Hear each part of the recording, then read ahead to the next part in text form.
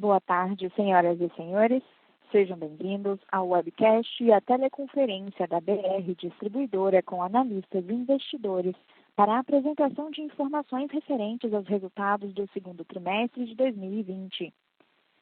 Informamos que os participantes acompanharão a transmissão pela internet e por telefone apenas como ouvintes.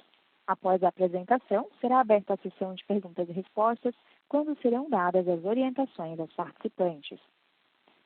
Caso alguém necessite de assistência durante a transmissão, por favor, solicite a ajuda de um operador, digitando *0. Estão presentes hoje conosco o Sr. Rafa Grisolia, CEO, e o Sr. André Natal, CFO e IRO. Lembramos que essa reunião está sendo gravada. Essa apresentação pode conter previsões acerca de eventos futuros. Tais previsões refletem apenas expectativas dos administradores da companhia sobre condições futuras da economia, além do setor de atuação, do desempenho e dos resultados financeiros da companhia, dentre outros.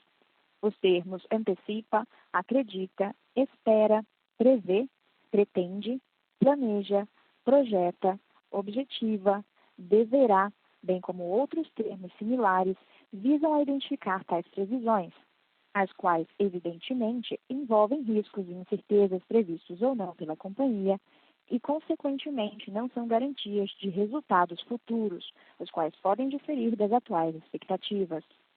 É recomendável, portanto, que o leitor não se baseie exclusivamente nas informações aqui contidas. A companhia não se obriga a atualizar as previsões à luz de novas informações ou de seus desdobramentos futuros. Os valores informados para o exercício de 2019 em diante são estimativas ou metas. Passaremos agora a palavra ao CEO da BR Distribuidora, o Sr. Rafa Grisolia, que fará seus comentários. Com a palavra, o Sr. Rafa Grisolia. Boa tarde a todas e a todos. Obrigado pela participação. De mais nada, né, sempre lembrar, a BR aqui é bem reforçar aqui os sentimentos, né, no momento que a humanidade passa agora e o Brasil também, com a crise atual da Covid, né, são mais de 100 mil mortes no país, então a gente realmente faz um momento aqui que é importante de lembrança, de recuperação, de retomada também. Eu acho que a gente começa a ver aqui um sinal de estabilidade, de recuperação, mas a gente é solidário e sentimentos para as famílias envolvidas. Nesse sentido, a gente continuou, né, no segundo TRI, e continua até hoje, né, com o nosso lema, né, de tocar todas as nossas decisões, todo o nosso posicionamento da empresa perante os nossos clientes, né, os nossos fornecedores, os nossos funcionários, sempre com muita consciência, responsabilidade e solidariedade, né. Na questão de solidariedade, seguimos aí com as nossas doações, né, de etanol, nosso apoio às comunidades aqui do entorno, com o Conselho Crescer, nossas atividades aí com os caminhoneiros, né, dando o atendimento online para os nossos funcionários, suporte psicológico também, suporte para a nossa revenda, então tudo e doações de combustíveis em conjunto com a empresa do Sindicom, em conjunto com a Petrobras, apoios à Fiocruz. Então, realmente a gente está muito consciente do problema que passa o país, né, da nossa sociedade, e a gente tenta fazer dentro das nossas possibilidades, né, do que a gente consegue. A gente está sempre aberto a participar e continuar a suportar a sociedade nesse campo também de solidariedade, né. Continuamos juntos, todo o time integrado, toda a gestão, com o nosso conselho de administração, buscando sempre uma agenda de criação de valor para a BR, né, seu papel aqui na sociedade brasileira, com bastante consciência do nosso papel de estar centrado para atender os nossos clientes em todos os segmentos, né, revenda, TRR, transportadores, clientes industriais, aviação. Isso é sempre um ponto importante, sabendo que nós somos um pilar importante do nosso ecossistema, com relação ao suporte também e o equilíbrio que temos que ter com nossos fornecedores de combustíveis, de biocombustíveis, nossos transportadores que prestam serviços e demais fornecedores, né? E, é claro, sempre contando com o time BR, muito consciente do momento atual, muito junto agora para a criação de valor da empresa É isso que vai ser sempre importante aqui para o nosso plano de transformação. Olhando o segundo TRI, como nós passamos, né, um segundo TRI que se caracteriza em função da crise para um mercado com volumes menores, né? É claro que a gente espera e acredita e realmente conta muito que o momento de um mercado menor, né, quando a gente olha o ciclo Otto, com o óleo diesel e os outros produtos, ele não é perene, né, a gente conta e acredita, é por isso que estamos aqui, né, que o mercado melhora. A gente tem sinais claros sobre isso, né, quando a gente olha os números de junho, de julho, de novo, né, o diesel sempre um carro-chefe já acima até dos níveis pré-crise, né, o ciclo Otto já chegando perto desses níveis pré-crise também. Então, a gente vê recuperações recentes, né, de volume e que indica que a economia está se reativando, que é importante para todos nós, é importante para o nosso negócio, com certeza. No segundo TRI também,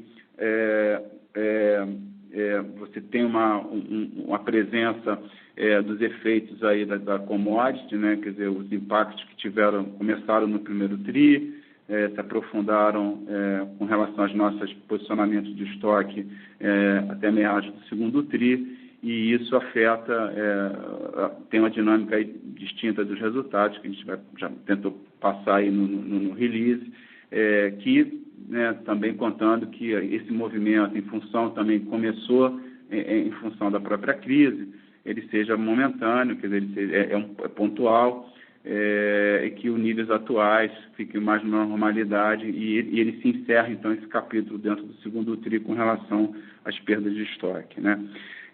Continuamos aí com nossas estratégias de margem de reposição, controle de despesa, a gestão do nosso time, né, com um plano integrado de metas, né, os princípios de meritocracia.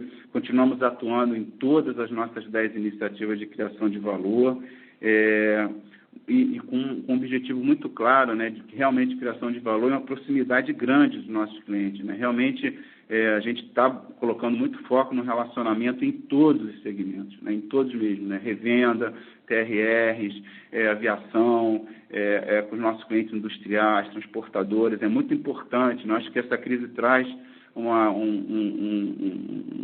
lembrança, né, para nós, que tudo que a gente faz aqui nas empresas, na economia, para o bem e dignidade do ser humano, né? Quando você traduz isso para o conceito dos negócios, né, claramente uma visão totalmente orientada para o cliente, né? A gente não atender as demandas em todos os sentidos, né, dos nossos clientes, a gente não terá cumprido a nossa tarefa, né? Então, que não é só, obviamente, né, o básico, né, um preço competitivo, um produto disponível, mas é um relacionamento, um entendimento completo das necessidades da sociedade em termos de energia, mobilidade, conveniência, que é o nosso mandato, né? Isso que a gente consegue fazer, entregar de forma pulverizada. Eu acho que a gente está muito consciente disso, né?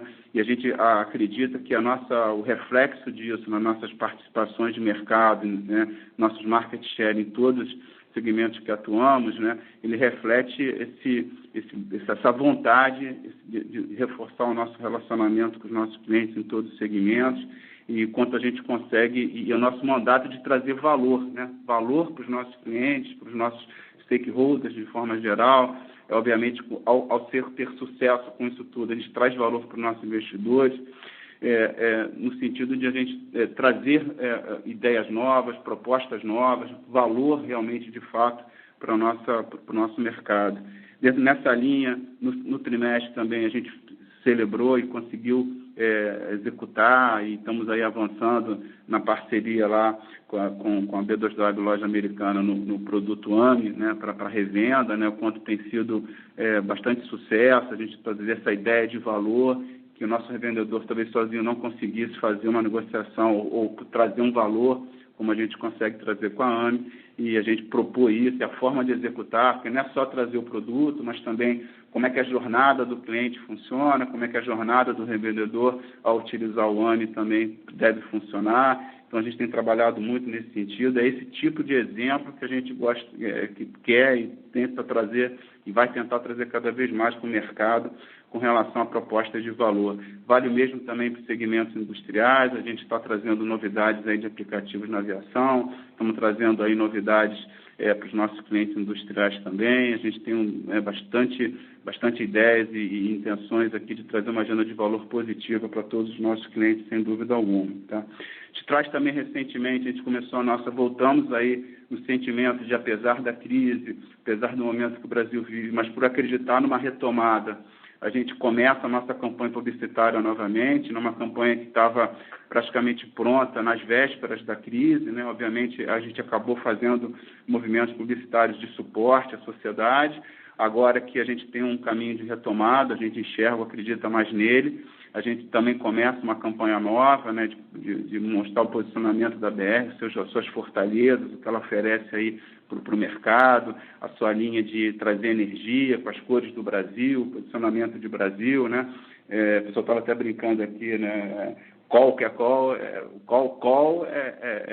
BR, né? Então, o posto BR. Então, a gente vai trazer bastante novidade com a campanha, estamos bem felizes. A imagem nova dos nossos postos, né? Com a marca Petrobras, com a simbologia BR. Então, isso também simbolizando de novo os conceitos de energia e verde e amarelo. Então, todas as propostas de valor que a gente traz para os nossos clientes, entendendo que isso ajuda a todos, né? Ajuda a sociedade, ajuda os clientes dos nossos revendedores, ajuda a gente a entregar valor também. Então, estamos bastante felizes aí de a gente conseguir trazer coisas cada vez melhores para o mercado, de posicionamento de crescimento da companhia para todos, né? Tivemos a AGO alguns dias atrás, foi com bastante tranquilidade, funcionou super bem no ambiente aí online também, foi bastante efetiva.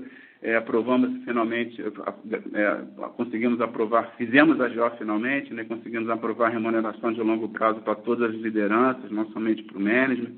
Então, isso era importante, a nossa agenda de valor desde a privatização. Estamos aí com o anúncio dos dividendos até o final do ano. A gente vai estar trabalhando isso aí para informar datas mais específicas, mas do final do ano não passará os dividendos já declarados de JCP.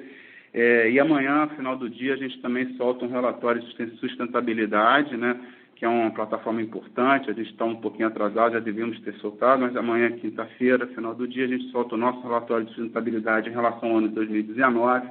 E essa é uma pauta que cada vez mais está presente com tudo que a gente está vivendo, né? Então, a gente vai trazer esse conceito também mais forte e trabalhando nesse sentido também com o próprio conselho sobre isso, né?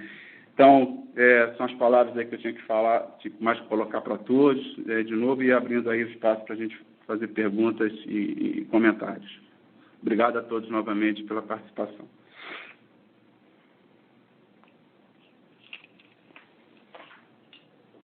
Agora terá início a sessão de perguntas e respostas. Solicitamos que cada participante faça no máximo 2 perguntas, de forma pausada e clara, e que sejam feitas seguidamente para que os executivos as respondam na sequência. Solicitamos também que as perguntas não sejam feitas através da função Viva Voz. Para fazer uma pergunta, por favor, digite *1. Para remover sua pergunta da lista, por favor, digite *2. As perguntas que eventualmente não forem respondidas nesta teleconferência poderão ser enviadas ao e-mail ri@br.com.br para posterior resposta pela companhia. Nossa primeira pergunta vem de André Achen, de Itaú. Rafa, André, obrigado pelas perguntas. Eu tenho 2 perguntinhas aqui do meu lado. A primeira é em relação ao ambiente competitivo. A gente olha, quando a gente vê o market share de todos os players, os independentes, os pequenos regionais, continuam ganhando bastante share. Eu queria que vocês comentassem um pouquinho como que vocês estão vendo a oportunidade de expansão de rede pós-crise. A gente imaginaria que, por não ter uma grande distribuidora por trás, esses postos seriam mais fracos, os postos teriam maior dificuldade de atravessar a crise, que não foi o caso. Então, como que vocês estão vendo a questão de madeiramento de novos postos? Como vocês estão vendo as oportunidades nesse segmento? Vocês estão vendo uma dificuldade ou maior competitividade do bandeira branca ou do independente relativo aos postos madeirados? Então, queria entender um pouquinho como vocês estão vendo esse mercado competitivo e se acha que a crise vai ter algum perlaço quando a gente olha para o segundo semestre esse ano. A segunda dúvida que eu gostaria de entender um pouquinho com vocês é em questão do segmento de aviação. Vocês chegaram a fazer vocês fizeram um provisionamento em cima dos recebíveis de um de seus clientes. Eu queria entender até que nível isso é um conservadorismo por sua parte, como que vocês imaginam que esse recebível, se poderia eventualmente ter uma reversão dessa previsão mais para frente, e segundo ponto, como está indo a dinâmica agora com as empresas aéreas, dado que o setor continua enfrentando grandes dificuldades e a gente imagina que isso pode perdurar algum tempo a mais. Obrigado. Oi, André. Rafa falando, obrigado pela pergunta e participação.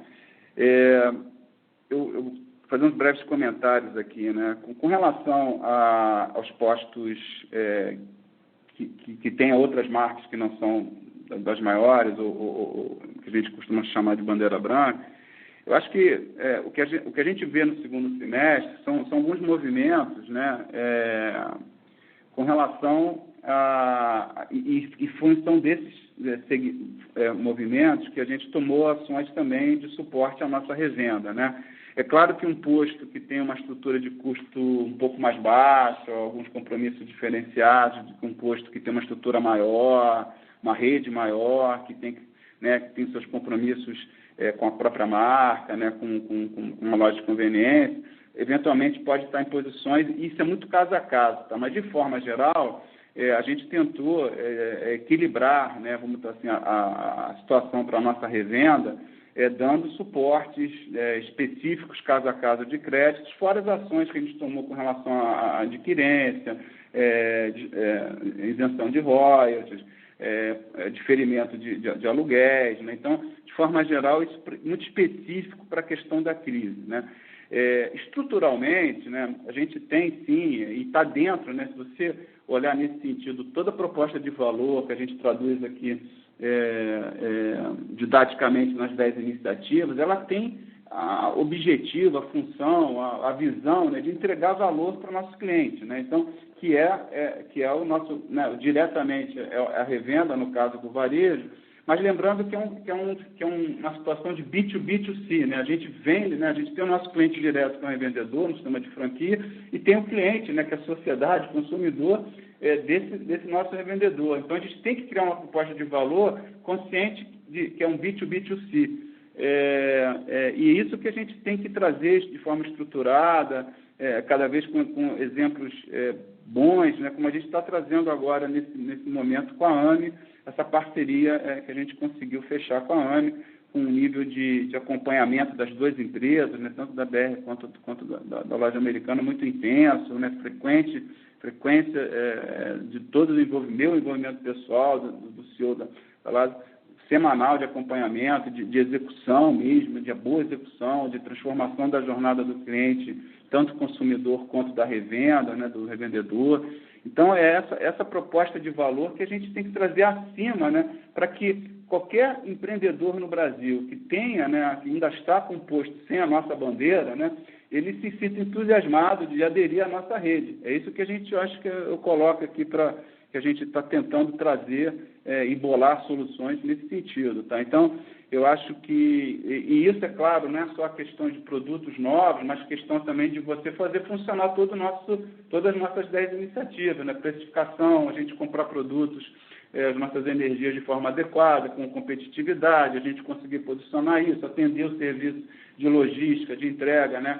De você fazer cada vez mais uma entrega mais eficiente, você ter lá as próprias campanhas publicitárias funcionando, a imagem nova, trazer uma loja de conveniência bacana, trazer soluções de conveniência bacana, de fidelidade, de meios de pagamento. Então, tudo isso que a gente acredita que entrega valor, né, e é o nosso mandato. É com isso que a gente acredita que quer trazer, e eu acho que tem um reconhecimento grande aí. De novo, eu vou centrar muito num elemento pontual, que é a questão da AME, mas tentando usar ele como exemplo de que pode ser uma solução bacana, que a gente crie valor, que a gente atraia, né, empreendedores que, por suas razões legítimas, querem não continuar ou decidiram não ter uma bandeira específica, mas que decidam olhar a BR com um valor que a gente consiga trazer de muita proximidade. Então, esse é o nosso mandato, é isso que a gente está enxergando bastante. Eu acho que agora, então, no momento pontual da crise, os volumes recuperando, né, com o ciclo auto voltando também. Então, aquela situação muito de estresse para a revenda, mesmo nossa, né? A gente acaba começar a ver alguns sinais de melhora que quero crer que vai melhorar muito a competitividade de novo, voltar para a rede bandeirada, ainda mais com elementos novos.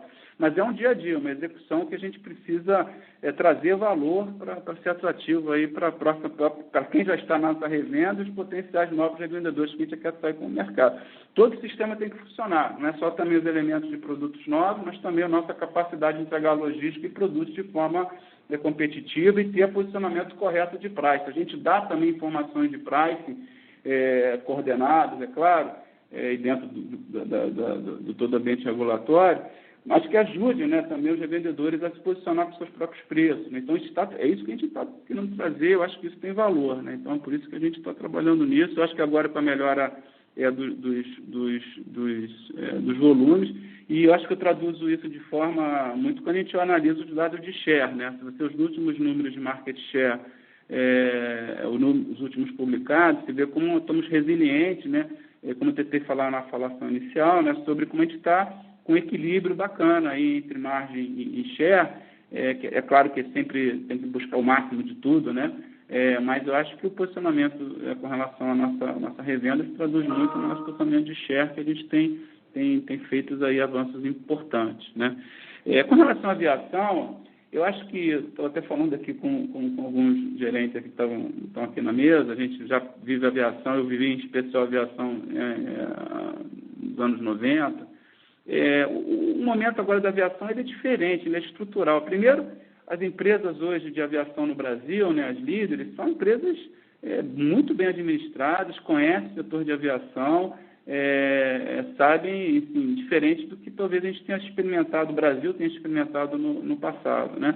Eu acho que tem primeiro uma profissionalização da gestão das empresas, da proposta de valor das empresas aéreas hoje no Brasil, as brasileiras, muito diferenciada, né? A gente acredita nisso, a gente é muito próximo de todas elas, a gente tem um relacionamento pessoal com elas também, então a gente acredita muito primeiro nesse posicionamento das empresas aéreas. Depois acreditar que o Brasil é um país que o transporte aéreo, longe de ser coberto, um país de dimensão continental, você tem uma não cobertura aérea muito grande ainda, né? Então, assim, isso é importante. Agora, a crise traz para a aviação no mundo perguntas sobre como é que vai ser a demanda desse setor e a recuperação dele, né?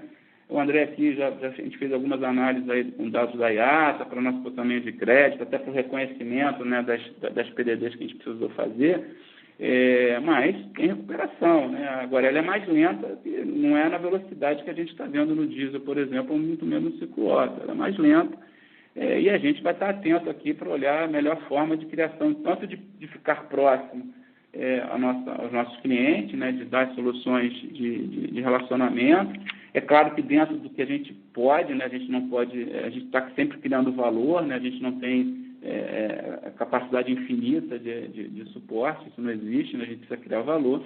Agora, o que a gente precisa, o que a gente pôde fazer, a gente fez, e agora é uma administração realmente, junto com o próprio setor aéreo, de acompanhar como é que o volume volta, né, e quem forma a volta e quando volta. Né? Então, acho que é o que a gente tem conseguido fazer agora.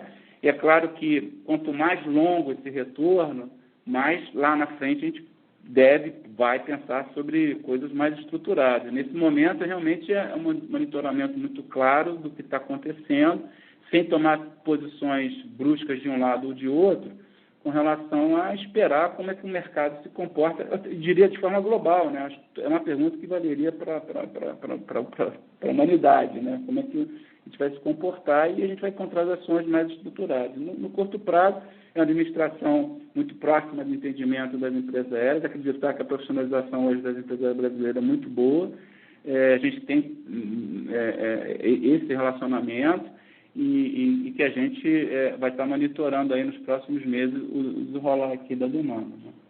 Ok? Perfeito, Rafa. Super obrigado. Obrigado. Próxima pergunta vem de Regis Cardoso, de Credit Suisse. Oi, pessoal. Rafa, Natal, bom dia. Obrigado pelas perguntas. Duas perguntas do meu lado. Uma primeira relacionada ao dividendo, o Rafa comentou na fala inicial. Vocês, enfim, têm esses dividendos a declarar, tem uma posição de liquidez muito alta no balanço e já avançaram muito no plano de transformação da companhia, enfim, com ganhos claros no corte de custos e tudo. Parece que, no entanto, de lá para cá, assim, as ações não andaram muito, né, nesse pace de recuperação, de forma que a provocação é a seguinte: se vocês acham que faria sentido, nesse momento, em oposição a dividendos, pensar em um programa de buyback. E aí, enfim, quais são os prós e contras de fazer uma coisa ou fazer outra. O segundo tópico, a segunda pergunta, é mais específica sobre o resultado do segundo TRI. É evidente que foi um trimestre cheio de efeitos pontuais, me parece muito afetado por perda de estoques e também por perda de estoques e por deseconomia de escala. Eu queria entender, assim, da cabeça de vocês, qual que é a interpretação correta desse resultado e ou seja, ele foi um one-off, se eu deveria ter em mente que, olha, tem uma parte aqui do resultado que vai gerar um grande estoque no próximo TRI, por outro lado, tem um hedge que vai devolver esse ganho de estoque, então, para o próximo TRI deveria ser mais forte ou mais fraco, tem que olhar combinado, tanto do lado de estoques quanto hedges, e também do fluxo de caixa, que foi muito forte, e aí eu queria entender se vocês veem esse caixa como perene ou se muito dessa desalavancagem volta com capital de giro. Acho que são esses dois pontos. Obrigado.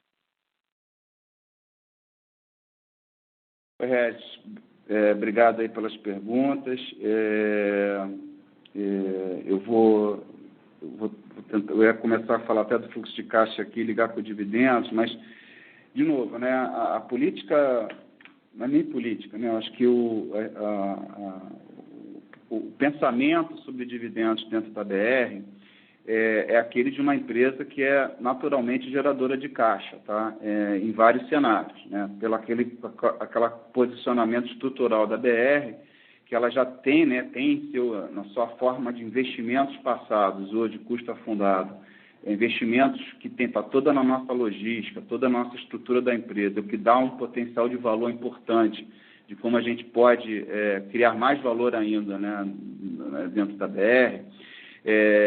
As necessidades de grandes investimentos, né, elas não estão aqui presentes, né, dentro. Então, ela normalmente era geradora de caixa, e a nossa agenda de crescimento, que trabalha muito mais na ponta do consumidor, né, com as nossas alavancas de conveniência, meios de pagamento, fidelidade, lubrificante, elas direcionalmente não são capital intensive. Então, você tem na BR uma empresa geradora de caixa, naturalmente, e é claro que a gente não é eficientemente, não tem eficiência financeira você trabalhar com uma empresa com baixa alavancagem, né, quer dizer, ou com alavancagem nenhuma. Então, por isso que a gente sempre coloca, né, como procedimento, como uma ideia de manter o nível de alavancagem da empresa como estratégia de financiamento de capital entre uma vez e meia, dívida líquida EBITDA. E é isso que acaba produzindo, né, já que ela é geradora de caixa, quer manter uma alavancagem entre uma vez e meia, a BR tem sido naturalmente uma boa pagadora de dividendos, porque o caixa em excesso, que a gente não visualiza para o investimento e a perenidade da empresa, a gente tende a distribuir para o acionista, né? Obviamente a forma fiscal melhor, tributária melhor de fazer isso é exaurir a capacidade de JCP e depois dividendos, né? Então, continua exatamente o mesmo posicionamento, nenhum pensamento diferente sobre isso. Decisões e o que a gente colocou agora, o desse ano que tem de complicador, é que, na verdade, para te falar muito sinceramente, não, hoje a gente fecha o TRI, né, com uma dívida líquida perto de 1, abaixo disso é o sintoma para a gente que estamos com uma baixa alavancagem, que nos estimularia até acelerar, eventualmente, né, o pagamento de dividendos, que a gente está com compromisso pela AGO até o final do ano. Mas o elemento está sempre nas nossas contas aqui, sensibilidades, né, nossas discussões até com o nosso conselho, é sobre os teores de risco, né, que pode ter de que a gente, né, estamos trabalhando com um cenário de retomada, um cenário de melhora da economia, mas que a gente pode ter um outro susto de alguma forma, ou vir um impacto do Brent, ou vir um impacto de demanda, que talvez possa botar em risco o nosso objetivo de alavancagem entre uma vez e meia. Dito tudo isso, se a gente ficar entre uma vez e meia, a gente vai estar informando na sequência ao mercado datas mais precisas de pagamento de dividendos, do JCP e dividendos, como a gente tem sempre feito desde o IPO, né, lá de 2017. Estruturas de buyback, né, a gente não está visualizando nenhuma agora não, tá? Eu acho que aí são outras estratégias, né, com sobras de caixa, né, aí tem uma decisão de alocação de capital com relação a isso, que a gente não tomou nenhuma posição sobre isso, nenhuma discussão com o Conselho nesse sentido, nesse momento não, tá? A estratégia de dividendos continua a ser bem by the book aqui financeiro. O buyback pode ser uma alternativa que outras empresas usam, né? Mas elas, pelo modelo acadêmico, né, a gente pode usar eles uma vez que você exaure a capacidade de dividendos da empresa e continua a gerar caixa, né? A menos que a gente enxergue também alguma alocação de capital diferenciada aqui com relação ao preço da ação, mas não temos nenhum radar, não está no radar, não está nenhuma estratégia ou pensamento sobre nenhum programa de buyback agora não, tá? Com relação à tua pergunta do segundo TRI, eu acho que a forma melhor de tentar responder, Regis, como eu vejo, eu discuto muito com o André, a gente entender, né, qual é o recurring EBITDA da companhia hoje, né? Então, só o comentário que você fez, que eu não sei se eu entendi direito, a gente reconhece, acredita que tem muito trabalho a ser feito, muita coisa a gente concretizar, as 10 iniciativas têm graus de maturidade diferentes, mas também a gente reconhece que a gente avançou em algumas frentes importantes, principalmente quando a gente olha a frente de despesa, né? É claro que sempre tem muito espaço, a nossa agenda de criação de valor é insistente, a gente tem os nossos planos de crescimento, de geração de mais valor, é uma guerra que sem fim, né? Vamos botar nesse ponto, é importante isso. Eu sempre digo, né, não é uma corrida de 100 metros, é uma maratona, a gente ainda está no meio, né, no início, né, um pouquinho tentando chegar perto do meio da maratona, né, mas é um ciclo longo ainda, muito trabalho a fazer, mas eu reconheço também que a gente já caminhou um pedaço dessa maratona, né? Então a gente entrar na crise, né, com todo exercício de despesa que a gente já tinha feito, né, foi importante, né? Entrar na crise com todo o nosso posicionamento com relação à estratégia de financiamento e alavancagem também e de liability management também foi importante. É o que dá solidez para a gente. A BR hoje está apresentando o segundo TRI no meio das maiores crises da humanidade, né, com resultado, claro, sempre poderá ser melhor, mas a gente acredita que é um resultado compatível aí, dentro de tudo, o tom do ambiente que a gente esperou, ou viveu, né? Onde eu quero chegar é que o nosso, se você lembrar, né, desde o IPO, né, a gente tem lá um recurring EBITDA de R$60 por metro cúbico, talvez ano passado a gente pudesse falar de um recurring EBITDA de 70, né, com as iniciativas que já aconteceram desde o IPO, depois da privatização, mas hoje eu acho que, tentar responder da mesma forma que a tua pergunta, sem indagar, a gente acredita que já está no nível de recurring EBITDA, tirando efeito de estoque, volume menor, mercado menor, em torno lá dos R$85 por metro cúbico, né? Então, isso para a gente são avanços importantes que vêm da, né, de gestão de despesa e já dos avanços que a gente fez também na parte de lucro bruto com relação a price e source, né? Toda a nossa atividade de importação, toda a nossa precificação, toda a nossa tentativa de comprar as energias da melhor forma possível. Então, eu acho que, tentando limpar tudo, né, eu acho que a gente está aqui numa evolução positiva e com um mandato claro aí de criar cada vez mais valor e cada vez mais EBITDA, reais por metro cúbico de EBITDA, né?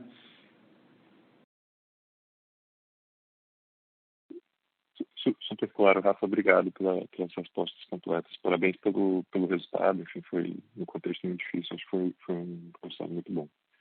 Obrigado, Regis. A próxima pergunta vem de Luiz Carvalho, do UBS. Obrigado. Tenho 3 perguntas aqui. Rafa, a primeira é sobre remuneração variável. Vocês disseram que foi aprovado no Conselho. Queria entender se você pode... Luiz é Rafa, tudo bem? Desculpa te interromper, é que está um pouquinho ruim a ligação. Se você puder falar um pouquinho mais alto, se aproximar, se puder ajudar a gente aqui, a gente acompanha melhor.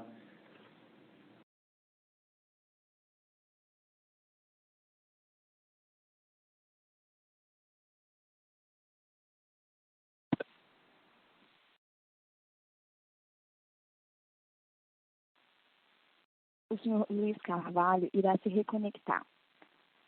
Próxima pergunta vem do Vicente Falanga, do Bradesco BBI. Obrigado, pessoal. Parabéns, Rafa e Natal, aí pela contínua entrega aí do plano de vocês. Eu tinha duas perguntas aqui. Primeiro, o que na cabeça da BR explica esse resultado de margem tão melhor aí que a concorrência, especificamente nesse trimestre, né? Eu sei que o Rafa falou de todas as iniciativas e tal, mas tem algo aí de estratégia de importação, hedge mais acertado, estratégia de pricing aí, talvez um mismatch entre estratégia de pricing de um trimestre para o outro. E segunda pergunta, a gente tem lido que a concessão de vocês de gás do Espírito Santo está bastante ativa, né? E no nosso ponto de vista aqui, está certo que a BR agora está corretamente focada aí na lição de casa, né? De código de custo, que sem dúvida tem dado bons resultados, mas em algum momento acho que a companhia vai ter o desafio aí de se posicionar em um contexto mais de longo prazo, né? Ponderando o futuro de veículos elétricos, ESG. Não seria interessante a BR manter essa concessão no Espírito Santo, expandir ela e futuramente talvez até pensar em tocar outras concessões aí com o aprendizado? Obrigado.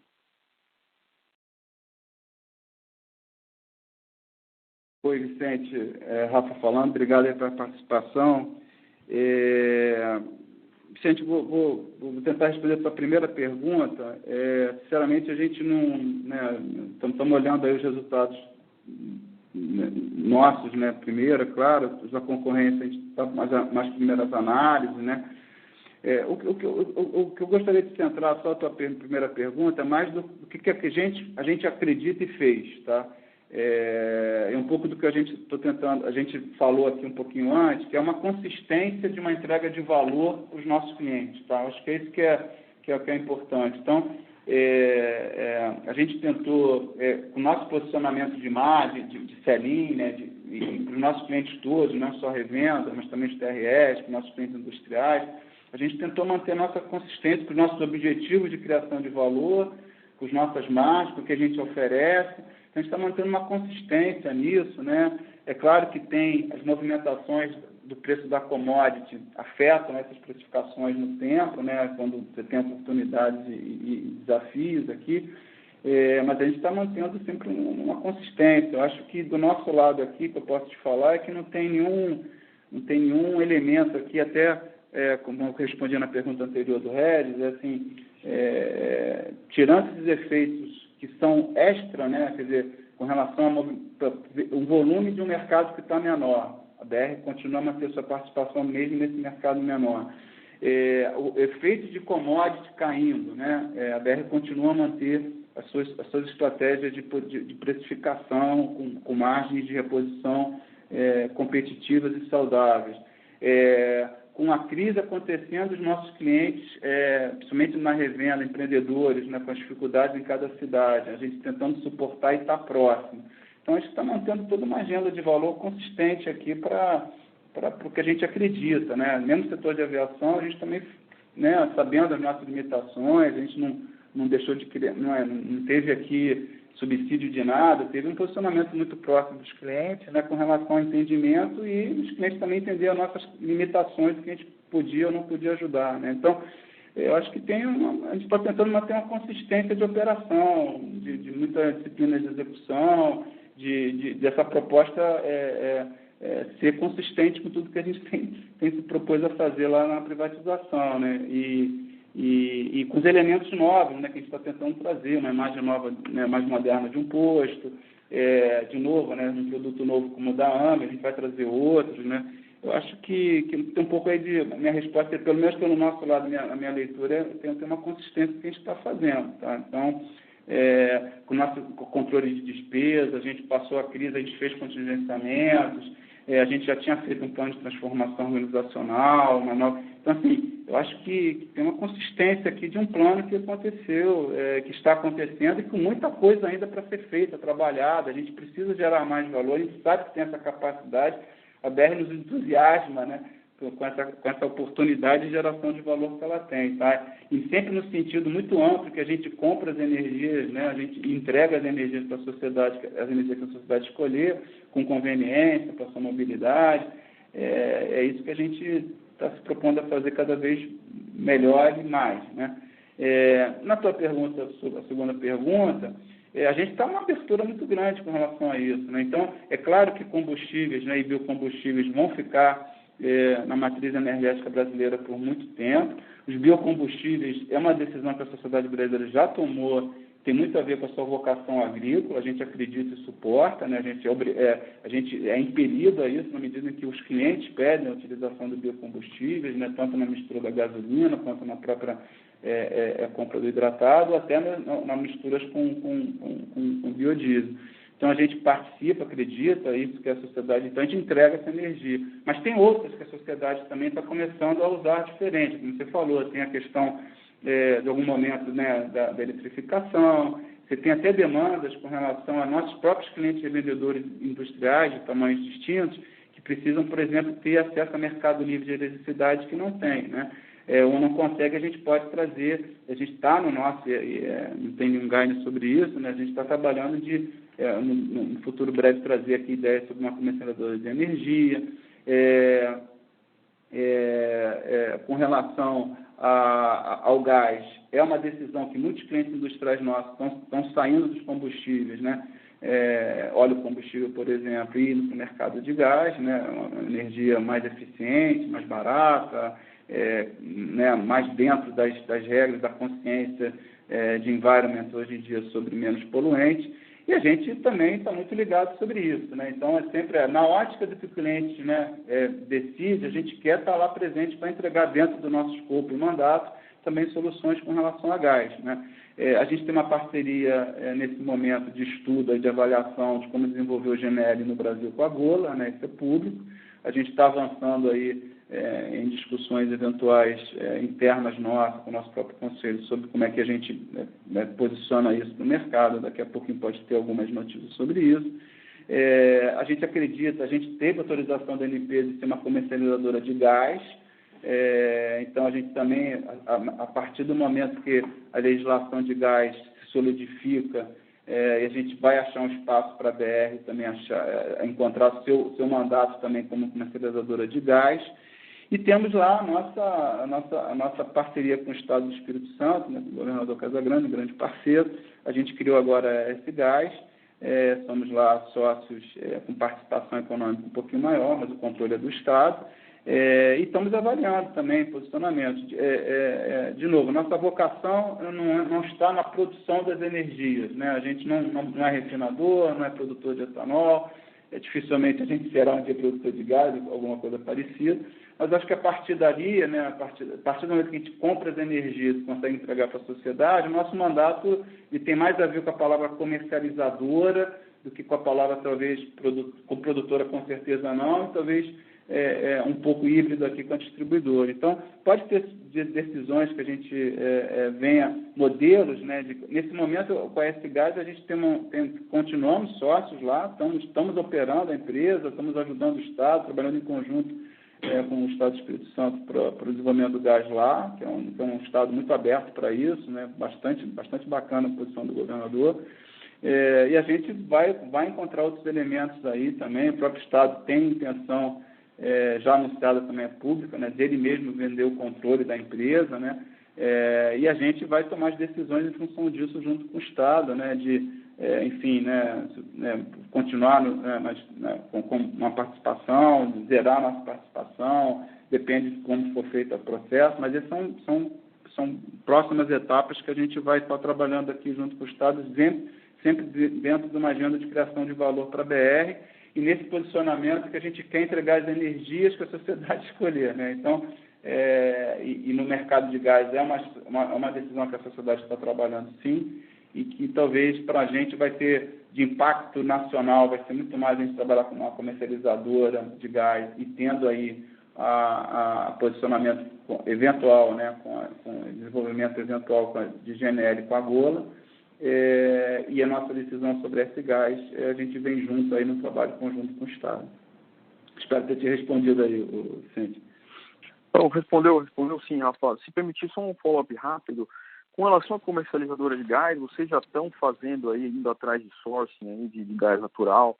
Eu entendo que tem a Golar e tal, mas tem outros potenciais fontes de gás, porque assim, vocês têm uma posição interessante na S-Gás, que é uma ponta short aí, né? Vocês casarem essas coisas pode criar uma situação interessante para vocês. Então, vocês já estão vendo aí potenciais sources de gás dentro da comercializadora de vocês, aí o futuro comercializadora?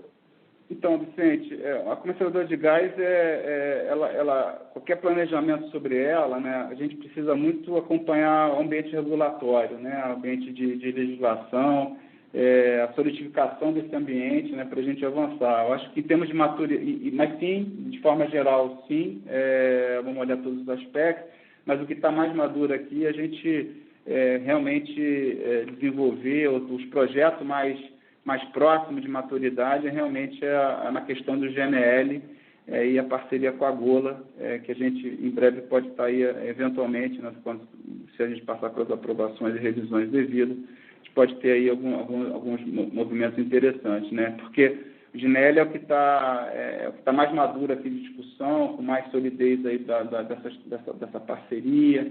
Ele tem aqui um mandato mais claro para a gente do varejo, ele tem um mandato mais claro porque, na verdade, o GNL, né, é um modal, né, na verdade, é o próprio gás, mas é um modal aqui liquefeito.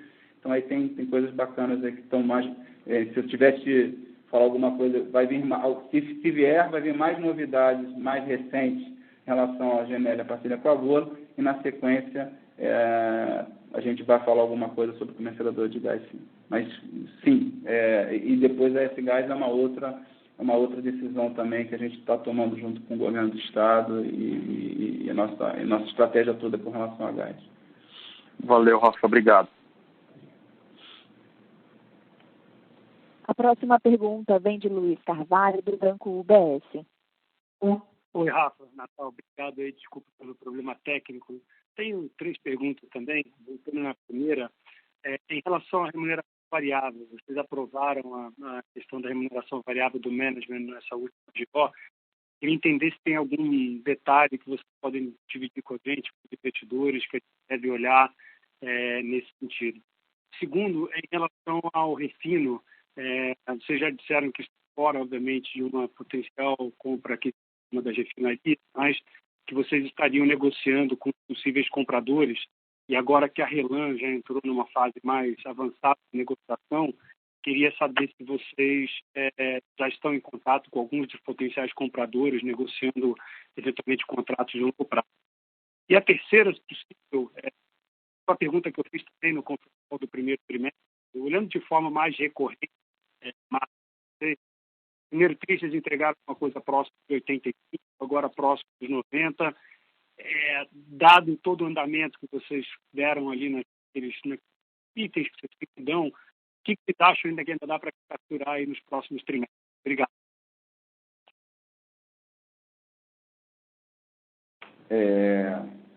Oi, Luiz, obrigado, tá? Obrigado por participar. Naquela hora, me desculpa que eu não estava escutando direito, mas eu vou deixar aí a última pergunta para o André, para ele falar um pouco também, que eu não posso dar guidance, aí ele me controla aqui, ele comenta com você sobre o endividamento público. Com relação à remuneração variável, né, é aquilo que a gente aprovou na GO, é um pedido, né, Luiz, você acompanha a gente aí desde o IPO, né, como foi importante, você sabe disso, e todos os investidores reconhecendo e sempre perguntando para o management como é que era o compromisso do management com relação ao longo prazo da empresa, né? Então, antes, no IPO lá, a gente sendo estatal, é bem mais complicado, né, de ter esse tipo de remuneração aprovada. Foi um mandato aí na privatização, né, pedido para o conselho foi super sensível, já assim que assumiu em setembro, começou a trabalhar arduamente aí com a Korn Ferry para trazer uma proposta de remuneração variável de curto prazo e de longo prazo, né? A gente traduziu isso agora num plano de opções, né, que foi aprovado recentemente, né? Então, eu acho que não tem nenhum outro elemento aqui com relação ao longo prazo. É um plano de opções também que, dentro do plano de transformação organizacional, ele não é só do management, ele é da gestão, né? Ou seja, vai até um nível de liderança N3, né, da empresa. Então, a gente consegue, sim, aí, ter aí um comprometimento, né, das pessoas aqui, né, do time nosso com relação ao longo prazo também, né, estímulo também, mais importante, né, os variáveis de curto prazo, né, dentro das metas que se colocaram aqui para o ano, e a gente super alinhado aqui com o Conselho sobre essas metas, e como a gente está entregando os valores desse ano. Então, é claro que esse ano é um ano mais difícil de atingir o curto prazo, mas o ano não acabou, né? Estamos no meio do jogo, o jogo ainda está acontecendo, né? Então estamos buscando aqui toda a agenda de valor para a BR sempre, né? Com relação à Refino, você tem razão, a gente, como sempre a gente colocou, né? A gente tem duas formas de trabalhar esse assunto na BR. A gente não vai botar um equity em refino, né? na refinaria, porque a gente não tem esse DNA, a gente não conhece, né? Não é o nosso mandato, né, de ser produtor de energias. Agora, como a gente sempre diz, né, a partir do portão de uma refinaria, o portão de uma usina, o portão de qualquer elemento que produz energias, o que a gente acredita e acha que faz bem é o serviço de logística e conveniência, né, se for dar assim, que é tirar essa energia, né? Eu estou sempre usando esse elemento, Luiz, eu tenho usado, se a gente parar hoje um carro em frente a uma refinaria, dificilmente vai conseguir abastecer seu carro. Então, até o serviço, né, que a gente faz, né, de tirar o produto da refinaria e chegar a ele dentro de um posto, né, dentro de um carro, através da nossa tankagem intermediária, da nossa logística, né, da nossa revenda, já é um serviço por si de conveniência, né? Então, até como conceito de conveniência, faz parte do modelo de negócio do que a gente faz, né? Então, então, tem um elemento aqui que é importante, né, que é primeiro uma visão operacional, né, de como a venda das refinarias, que a gente acha muito positiva, vai abrir oportunidades, a gente acredita verdadeiramente que vai abrir oportunidade de negociação com os refinadores, incluindo a própria Petrobras, que vai continuar sendo um refinador, né?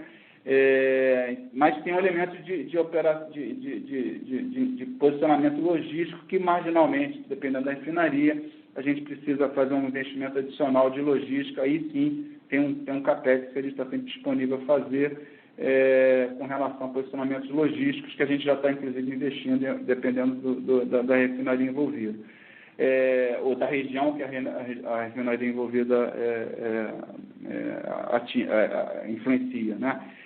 Outra ótica é essa mesmo que você comentou, a ótica negocial, que a gente tem assessor financeiro nos ajudando, com relação a identificar quem são os potenciais compradores da refinaria, e a gente, sendo, por definição, de qualquer refinaria, dado o nosso volume e presença, a gente é o maior cliente de qualquer refinaria hoje, e a gente tem sempre o maior short, e a refinaria é sempre um long, né? A gente acredita que tem oportunidade de a gente, pelo menos antecipadamente, né, discutir alguns elementos sobre contratos mais de longo prazo, arranjos que podem ser feitos em relação a esses contratos e, de novo, alguma participação conjunta em ativos logísticos, se for, assim, interessar para todas as partes. Isso continua, está muito ativo. No caso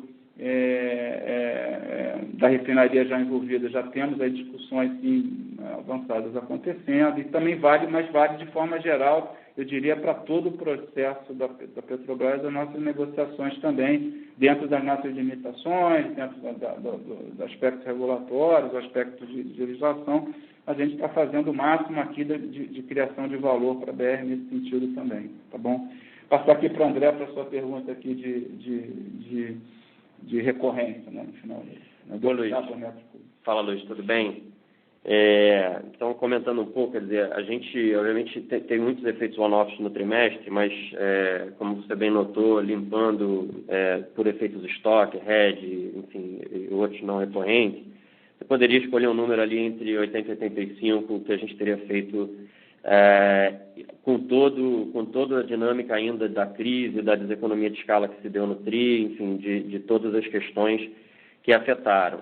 E aí, obviamente, que um fator importante de reconhecer, olhando para frente, que é o que eu acho que você está buscando observar, né, compreender, a gente já vê, como o Rafa já antecipou, não só junho, a gente já tinha divulgado junho, o trend, né, a saída do TRI foi bem melhor em termos de volume do que, obviamente, a média do trimestre, dado que a crise afetou muito mais fortemente abril. Então, maio foi melhor que abril, junho foi melhor que maio.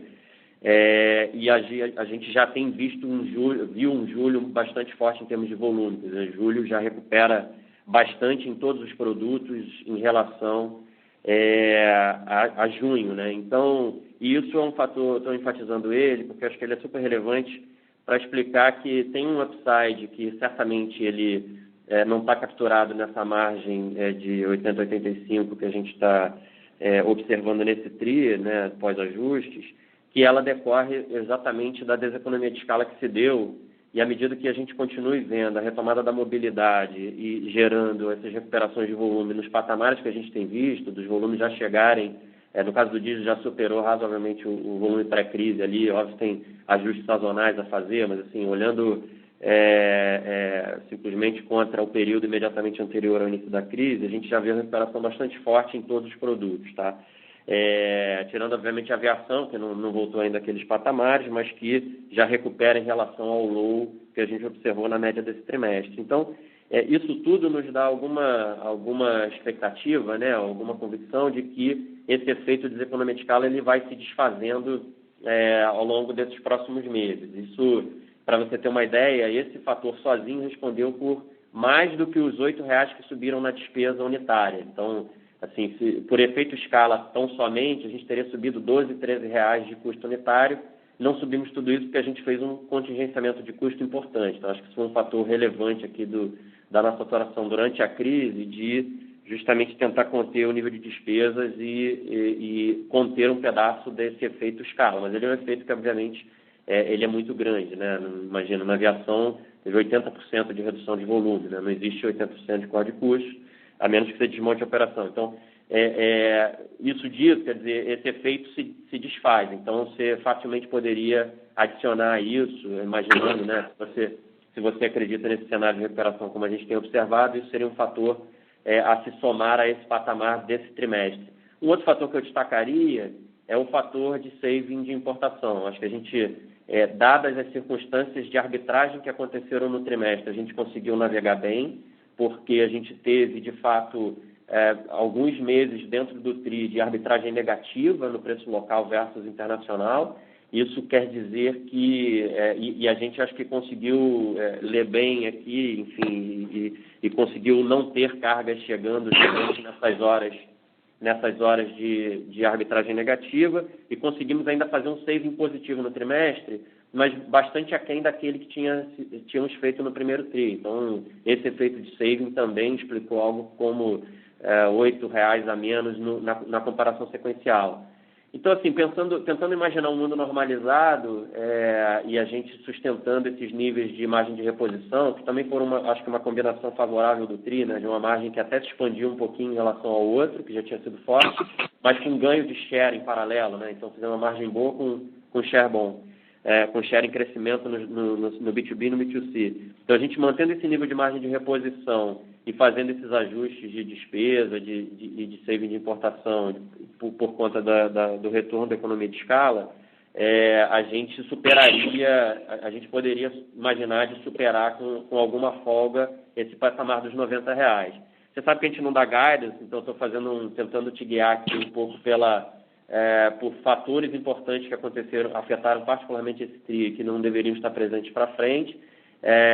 Então, de novo, fazendo a ressalva que não é um guidance, mas é um patamar que a gente não acharia absurdo de imaginar no mundo hipotético em que não sobe nem tem ganho nem perda de estoque. Só lembrando que, contabilmente, julho é um mês que o terceiro TRI começa com ganhos de estoque carregados aqui dos movimentos de preço de maio e junho, sobretudo, e de julho, inclusive, né? Então, tem algum efeito contábil ainda para acontecer, para cima, né?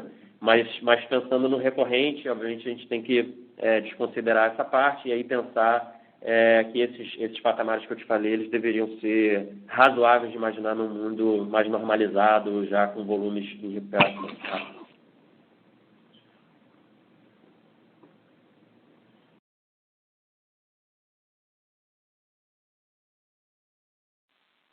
A nossa próxima pergunta vem de Bruno Montanari, de Morgan Stanley. Boa tarde, obrigado por pegar a pergunta. Acho que os temas que eu tinha já foram discutidos. Deixa eu entrar um pouco no detalhe do hedge, né? Assumindo que a volatilidade diminua daqui em diante, vocês pretendem ficar com o mesmo tamanho do livro de hedge? Ou talvez diminuir? Não sei se eventualmente com mais oportunidade de importação faz sentido até aumentar a sua exposição à hedge. Queria entender um pouco como está a cabeça da empresa em relação a isso. Obrigado. Oi, Bruno, é Rafa falando, obrigado pela pergunta.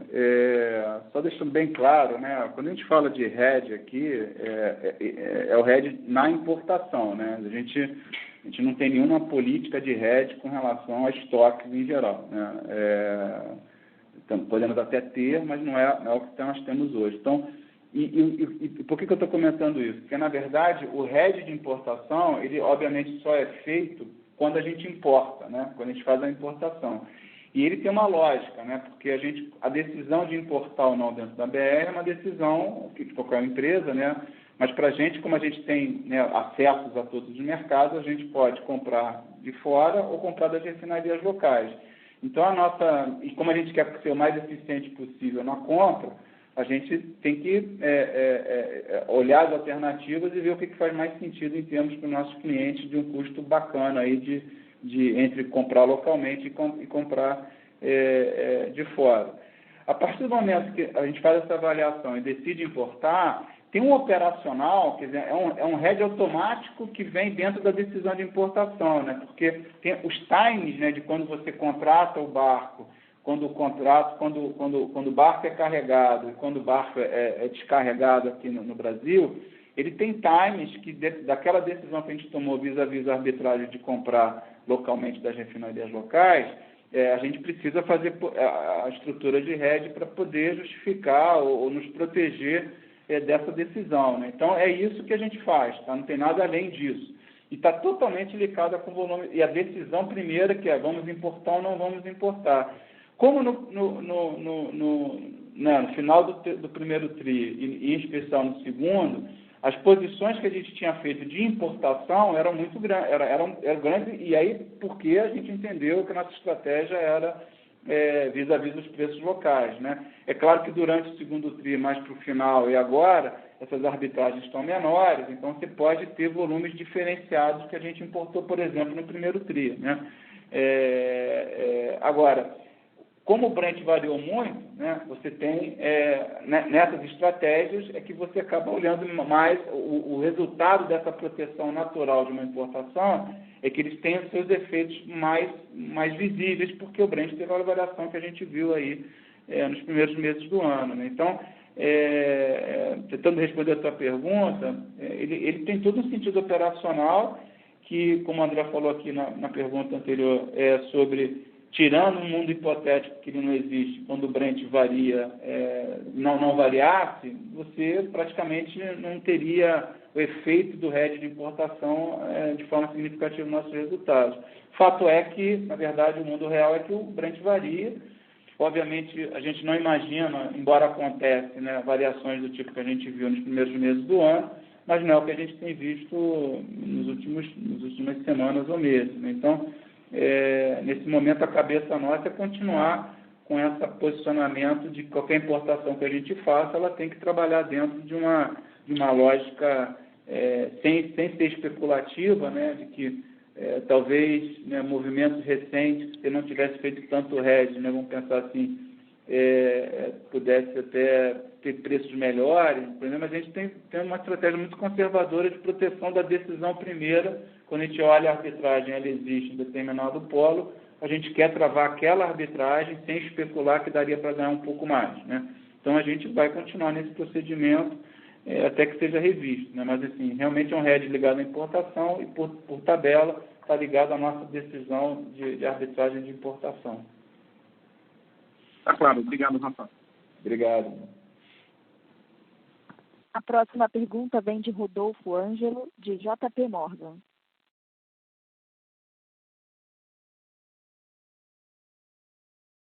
Senhor Rodolfo, pode prosseguir.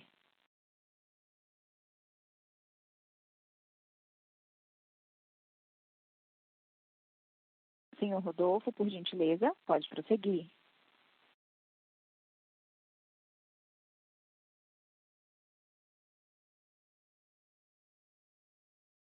Alô, acho que você está me ouvindo agora, não?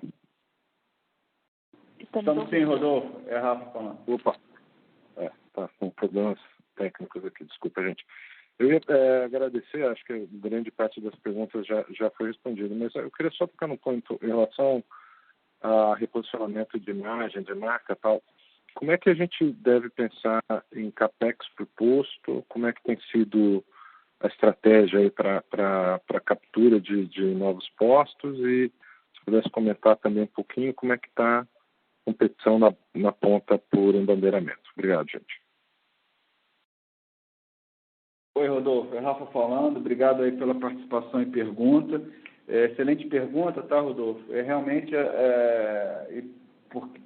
meu comentário é em função que eu acho que a gente vai viver aqui 2 momentos, né? O primeiro semestre, e isso acho que vale em geral, né? A gente está no momento de retomada, a gente está acreditando agora que o jogo de agosto a dezembro, ele é muito mais próximo dos nossos objetivos de forma geral, de criação de valor, posicionamento de margem, nível de bandeiramento. A gente começa aqui, o time está todo motivado, né? A gente sabendo das cidades que já estão mais abertas a gente poder até estar presencialmente, né? Então, eu acho que para a gente aqui na BR o jogo realmente é importante agora esse momento de retomada, que a gente, né, como sociedade brasileira, não tome nenhum assusto sobre uma segunda onda, alguma coisa, mas que caminhe realmente por uma situação mais próxima da nova realidade, do novo normal, mas e o contraponto do primeiro semestre, né? Porque quando você olha, principalmente nas questões de embandeiramento, as negociações, novos negócios, né?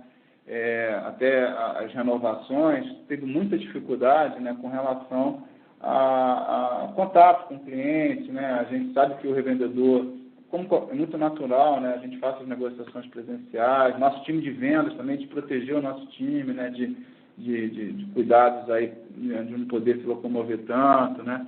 Esse é um mercado que exige naturalmente mais presença física, né? Então, eu acho que o primeiro semestre foi um semestre mais difícil, e teve todo o movimento também de crise, muito revendedor com muita dificuldade, né? Com muitos desafios, né?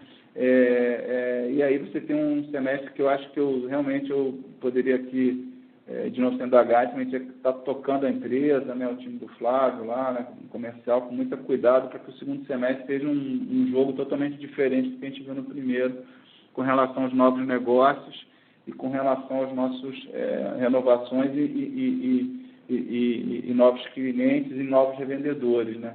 Eu acho que tem um ponto favorável nessa crise, foi de novo, né, repetindo um pouquinho o que a gente falou no início, sobre a questão da AME, né, como a gente traz um produto novo para o mercado, onde a gente viu naturalmente, né, postos, até redes, que tinha alguns postos fora da nossa rede querendo vir para a rede para poder ter chance, né, de usar o produto AME. Então, a gente acredita que isso é um movimento de alavancagem aqui da negociação importante também, de valor, né? Então, dentro daquela ideia que a gente entrega um valor, que a gente consegue atrair esse empreendedor, né, que não necessariamente está lá na nossa revenda, para poder se entusiasmar e participar aqui da grande revenda BR, né? Então, é o que a gente está acreditando aqui para o segundo semestre, né?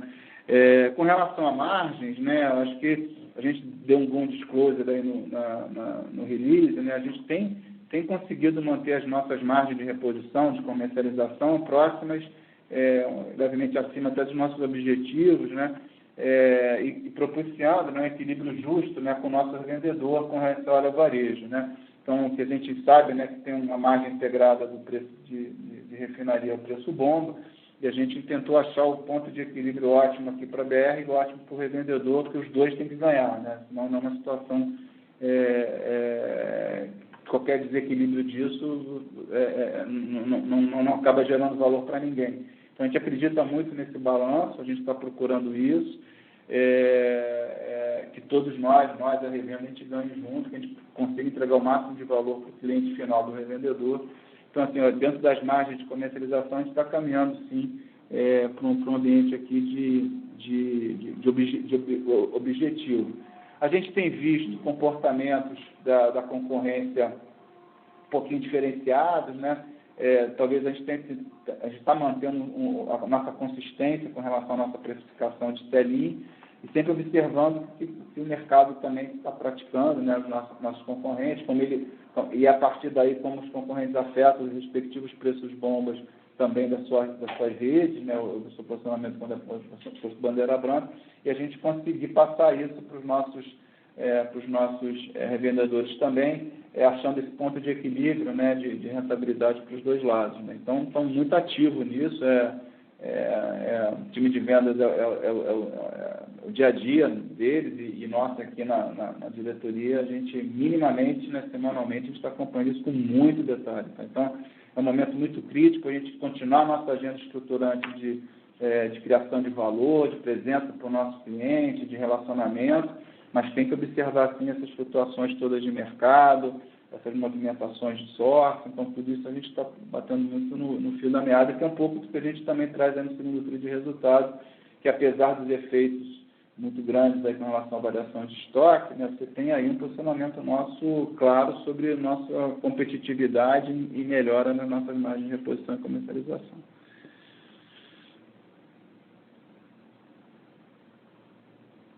Obrigado. Obrigado, Rodolfo. Nossa próxima pergunta vem do Thiago Duarte, do BTG Pactual. Oi, boa tarde, Rafa, André, boa tarde a todos. Eu queria fazer 3 perguntas também. A primeira, voltando nessa discussão do market share ao longo do trimestre, eu queria, na medida do possível, vocês puderem elaborar um pouco mais sobre o que vocês acreditam que pode ter acontecido de diferente, né? O Rafa já falou algumas vezes hoje sobre essa busca desse balanço aí da margem de reposição, e como vocês aparentemente adotaram uma postura, acho que diferente de alguns competidores, no sentido de diminuir muito para cima da margem e tentar recuperar o ganho de estoque num cenário em que a demanda talvez não fosse exatamente se importar com isso, né? E parece uma estratégia vitoriosa, mas a minha pergunta então é se vocês acreditam que tem algo mais, não seja no que diz respeito a mix geográfico, o fato de talvez vocês terem mais posto fora de regiões urbanas, onde eventualmente a questão do afastamento social tenha sido maior, essa é só uma hipótese, ou se vocês acreditam que pode ter tido alguma outra coisa específico desse cenário de pandemia, seria interessante ouvir. A segunda pergunta, sobre as 10 iniciativas, quando a gente olha as 2 iniciativas que vocês até agora quantificaram para a gente, né, os 650 milhões de redução com o pessoal e os 155 milhões de logística, quando a gente tenta extrapolar esse número dentro do resultado da BR, a impressão que a gente tem é que, obviamente, em termos anualizados, esses ganhos já estão muito próximos de capturados. Aí eu queria ouvir de vocês se vocês concordam com isso, pensando especificamente nesses 2 ganhos que já foram quantificados para a gente, ou se ainda teria mais alguma coisa nesse segundo semestre no ano que vem. E a terceira pergunta é sobre o RenovaBio, né? Quando a gente olha as metas de aquisição de CBio pelas distribuidoras, né? A meta original da BR, se não me engano, eram 7,7 milhões de CBios. A meta, a gente sabe, deve ser revisada para baixo, mas vai ser alguma coisa aí, eu diria, né, acima de 5 milhões de CBios ou muito próximo disso. Os CBios negociados até agora em torno de R$20, né, preço médio. Então, é de se imaginar que vocês vão ter que fazer um dispêndio, né, dessa ordem, 5 milhões, um pouco mais, um pouco menos, vezes 20, ou qualquer que seja o preço ao longo desses próximos 2 a 3 trimestres. Eu queria ouvir de vocês como é que vocês entendem que isso deve afetar a precificação do produto, no caso gasolina e diesel, e como é que vocês entendem que isso deve entrar contabilmente no resultado da BR, uma vez que vocês adquirem o CBio e só depois vocês talvez façam o repasse do preço no combustível fóssil. Só para a gente, eu imagino que esse tema vai surgir nesses próximos meses, então seria interessante ouvir de vocês como é que vocês entendem que isso afeta estrategicamente e contabilmente o negócio. Obrigado. Oi, Thiago. Rafa falando. Obrigado pela participação, excelentes perguntas, tá? Eu talvez vou deixar o André responder as 2 primeiras E eu vou falar um pouquinho do RenovaBio talvez só endereçar um pouquinho, evitando ser repetitivo, né, mas espero que eu tenha percebido, né, o quanto a gente está realmente mantendo a nossa consistência aí com relação aos nossos clientes, tá? Em relação ao posicionamento de preço, de parceria, e de criação, e sem abrir mão de criar valor para a BR. Isso é importante, tá? É claro que tudo só faz sentido se a gente consegue criar valor para a empresa, para os investidores, de forma geral. Mas achar esse equilíbrio, né, no entendimento que na proximidade com o nosso cliente, olhando o que a gente precisa, o que o cliente precisa, né, a gente tem um potencial de criação de valor, sim. Né, então, a gente acredita nisso, é o que a gente tem tentado manter de consistência. E cada cliente, né, tem um perfil diferente, revendedores, TRRs, né, os clientes industriais, transportadores. Mas essa ótica aí de a gente juntos criar valor com nossos clientes, que é importante. Eu acho que esse pode ser um diferencial, parece ter sido um diferencial importante no trimestre, mas está dentro da nossa ótica estratégica. De novo, a gente viu movimentos aí, acho que a estabilidade do share, né, o crescimento marginal do nosso share, a gente, talvez seja dois termômetros. Você vê que isso está funcionando de forma adequada, equilíbrio entre relacionamento, precificação, criação de valor. Então, realmente, eu acho que é nesse sentido. Não que o share seja a gente ficar refém desse assunto, mas ele dá alguns sinais importantes, sim, de como a gente está se posicionando em relação à concorrência, em relação ao que a gente ajuda a nossa revenda, também em relação aos concorrentes da nossa revenda. Então, o mercado TRR já é um mercado diferente, né? São os clientes muito queridos também, mas outros posicionamentos. Então, tem dinâmicas aqui no mercado, o André pode entrar algum tipo de detalhe aí também, mas acho que é só para deixar uma mensagem estratégica nossa, como é importante o nosso posicionamento perante a visão de ter criação de valor, de uma proposta bacana de valor, né, para o nosso varejo, que é um B2B2C, e para o nosso negócio B2B. Né? Então, é o que a gente está colocando aqui de visão estratégica importante para a gente hoje. Com relação ao RenovaBio, é uma decisão que a sociedade brasileira já tomou, né? Obviamente, a gente sabe o quanto é importante isso para o Brasil, né? Para a sua vocação agrícola. Essa é uma lei, né? É uma execução de uma legislação já aprovada pelo Congresso. Então, aqui está todos os agentes, né? MME, ANP, os distribuidores, os produtores de biocombustíveis, né? Estão todos envolvidos para que seja um projeto bacana, né? Então, um projeto dentro do espírito da lei que foi criada, né? É um espírito o espírito dessa lei foi criada a visão de botar o Brasil num patamar de competitividade aí hoje, até de exemplo, né, de descarbonização no mundo, né? Então acho que o Brasil tem essa vocação, então a gente acredita que o programa tem esse viés que eu acho bastante positivo, a gente acredita muito no programa e por isso a gente é tão participante de que o programa dê certo no longo prazo, né? Então, para evitar qualquer problema, né, na sua execução agora inicial, é por isso que as discussões, e de novo, né, MME, ANP, todos muito sensíveis, e o próprio mercado, os produtores, nós distribuidores, sensíveis a achar uma forma bacana de que o programa atenda aos compromissos do Brasil com suas metas de descarbonização, mas que seja sensível a questões como foi, por exemplo, a crise que a gente está vivendo, as metas em cima de demandas do ano passado, né? Então, tudo por isso que está sendo revisto algumas metas desse ano. Então, tem uma discussão super aberta com a sociedade, né? O IME é muito sensível com isso. A gente está participando e vamos ver as resoluções finais, né? As nossas sugestões. O mercado de CBio, ele, né, começou, né? Ele tem toda uma estrutura bem legal funcionando, né? Através do B3, tá? O mercado já tem negociações acontecendo, discussões de preço, é claro que tem as negociações normais que a gente provoca e é provocado. E aí, com as metas assim determinadas, a gente vai começar, nós e todas as distribuidoras, começar a ser mais, obviamente, entendo, vai ter mais volumes aí até o final do ano, né, dependendo do que for sancionado aí como meta. A lógica disso, né, o Thiago, vai ser uma lógica que quando começar a comprar os CBIOS, né, de forma assim, significativa e grande, isso vai afetar o CPV, né, dos produtos, principalmente dos combustíveis, né, E aí entra na nossa lógica de margem, né? As nossas margens, a lógica toda do programa, né, é de certa forma, que a sociedade teria concordado na sua legislação, né, na próxima legislação, é que você tem um tipo de... acaba virando um custo, né? Esse custo de CBI acaba virando um custo para os combustíveis que são um pouco mais poluentes do que os biocombustíveis, né? Então, essa é a lógica, que estava prevista na própria legislação. A gente, ao cumprir, e a distribuidora, como sendo a parte obrigada na compra, ela vai ter esse custo e vai considerar isso na sua precificação dos combustíveis, né? Então, de forma geral, vai afetar o CPV, de forma geral, você pode ter alguns acréscimos aí no preço final, né? Tanto para o revendedor como para o preço da sociedade, né? Então, a gente, nos níveis atuais de custo de CBio, isso tem um valor, né, que você faz toda a conta, ele não